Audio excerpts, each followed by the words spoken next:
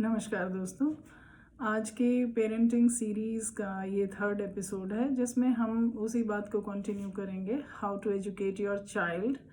और उसमें मैं आपके साथ कुछ ऐसे पॉइंट शेयर फिर से करने वाली हूँ जो आपके लिए बहुत ही काम के रहेंगे, क्योंकि जब हमारा बच्चा बड़ा हो रहा होता है तो हमें कई बार ये पेरेंट्स की शिकायत भी रहती है कि हमें पता ही नहीं चलता कि बच्चे के खूब कोशिश करते हैं, पता नहीं चलता कि बच्चे के क्या इंटरेस्ट हैं या किस तरीके से उसके बिहेवियर पैटर्न्स हैं, और हम उसमें कुछ सुधार भी नहीं कर पाते हैं। तो आज की जो बात मैं आपके साथ कर रही हूँ उसमें ये एक हमारे प्रोफेसर हैं जिनका एक पूरी रिसर्च है चाइल्ड साइकोलॉजी पे, और उनके साथ मेरी बातचीत में मुझे पता चला कि ये एक ऐसी चीज़ है जिसको हम मेंटली तो करते रहते हैं, लेकिन इसको एक जर्नल की तरह जब हम यूज़ करेंगे तो डेफिनेटली हमारे पास एक पूरा रिकॉर्ड होगा बच्चे का, और जो हमें हेल्प करेगा कि कैसे हमने बच्चे के साथ साथ उसकी पूरी ऑब्जर्वेशंस की हिस्ट्री हमारे पास रहेगी,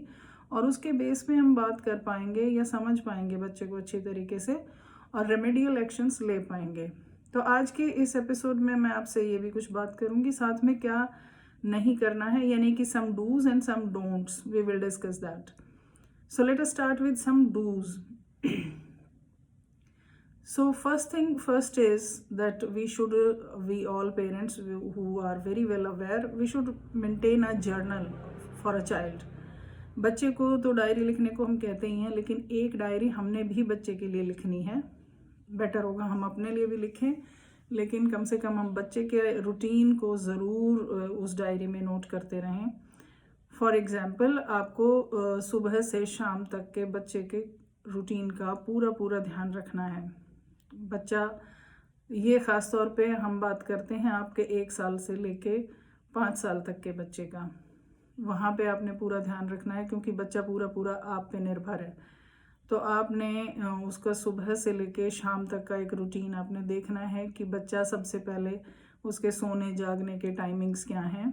दूसरा, वो किस बात से खुश होता है, किस बात से वो परेशान होता है, स्कूल से वापस आता है तो या स्कूल जाता है, दोनों ही वक्त क्या बच्चा खुश है। ये चीज़ आपने बहुत बारीकी से अपनी जर्नल में नोट करनी है।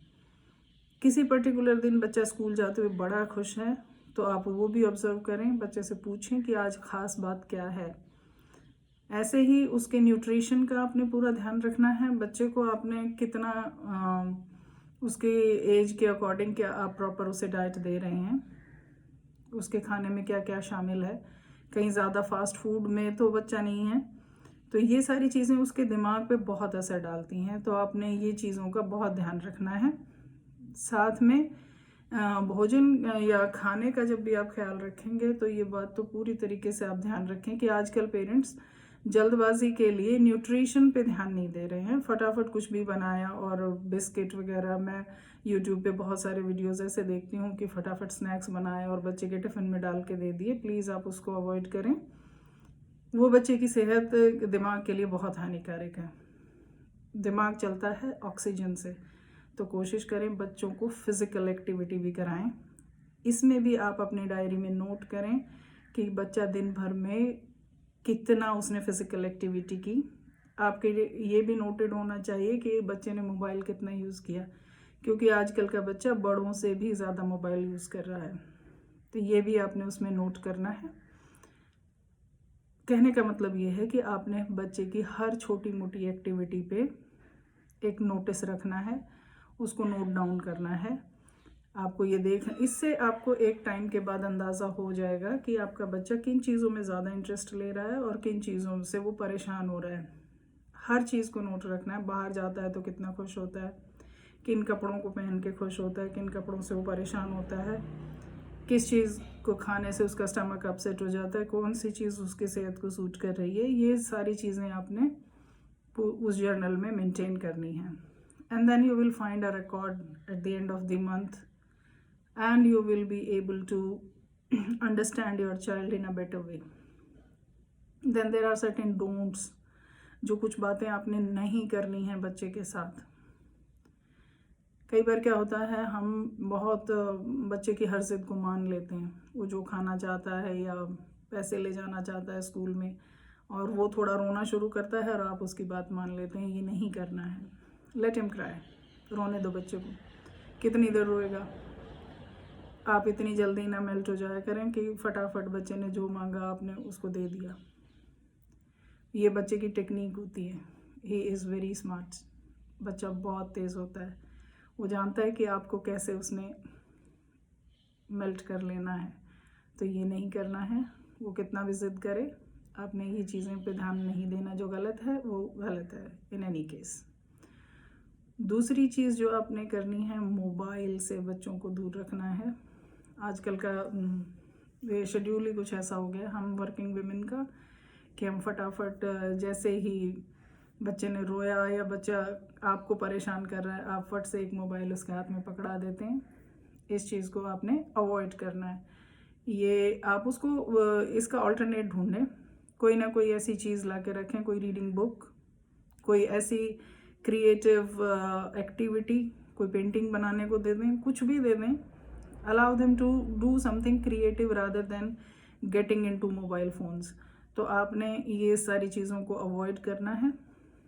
तीसरी जो चीज़ है, जो कि मैंने उसमें भी बताई कि जर्नल में आपने नोट करना है, आपने उनके फुल न्यूट्रिशन का ज़रूर ध्यान रखना है। बच्चे को ऐसा वैसा कुछ भी नहीं खाने देना है। थोड़ा बहुत कभी कभार चलता है, बट ऐसा हमेशा नहीं। फास्ट फूड से परहेज़ करें।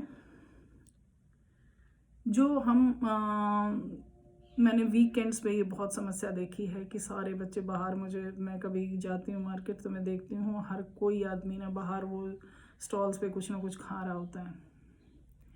Please try to avoid this. This is very very dangerous, not from the point of hygiene, सिर्फ इतना ही नहीं है, लेकिन वो खाना आपकी सेहत, आपके बच्चे सबके लिए ख़राब है। क्योंकि वहाँ पे हाइजीन तो एक समस्या है ही है, साथ में जो बहुत सटल चीज़ है जिसको लोग अवॉइड कर जाते हैं, वो ये है कि वहाँ पे हर आदमी की नज़रें उस खाने पे पड़ती हैं और वो खाना बिकॉज ऑफ दैट एनर्जी ख़राब हो जाता है। ये बहुत सटल चीज़ है जिसको नहीं लोग मानते हैं, लेकिन ये सच है। आप अपने बच्चे के दुश्मन ना बने, आराम से उसको जो उसे खाना है घर पे बनाएं।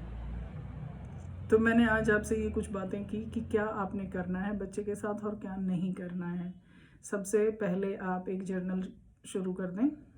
ये एक्टिविटी आप करेंगे तो इसका फीडबैक मुझे ज़रूर कमेंट बॉक्स में देना। आपने कितना अपने बच्चे को अंडरस्टैंड किया। फिर इसमें कभी एक बच्चे को और अच्छे अंडरस्टैंड करने के लिए हम एक क्वेश्चन भी आपके साथ शेयर करेंगे। उस क्वेश्चन से आपको हेल्प मिलेगी कि आपका बच्चा वाकई किस तरफ जा रहा है। एक बेटर अंडरस्टैंडिंग के लिए आपके लिए बहुत बहुत वैल्यूएबल एक वो चीज़ हो जाएगी। इसके साथ ही आज के लिए तो इतना ही काफ़ी है। आप ये जर्नल मेंटेन करें, मुझे फीडबैक दें इसका ज़रूर। कमेंट बॉक्स में बताएं कि क्या ये सच में वैल्यूएबल आपके लिए हुआ नहीं हुआ, कौन कौन इसको कर रहा है कौन नहीं कर रहा है। इससे रिलेटेड जो भी मुझे फीडबैक मिलेगा उसके बेस पे हम आगे चलेंगे। डेफिनेटली हम आपके साथ कुछ और भी एक्टिविटीज़ शेयर करेंगे जो मुझे पूरी उम्मीद है कि आपके बच्चे की सही ग्रोथ, प्रोग्रेस और हैप्पीनेस में काम आएगी। इसके साथ ही प्लीज़ मेरे वीडियो को अगर आपको अच्छा लगता है तो शेयर कर लो। कुछ लोगों का और भी अगर फ़ायदा होता है तो इसमें अच्छा ही है। Thank you so much.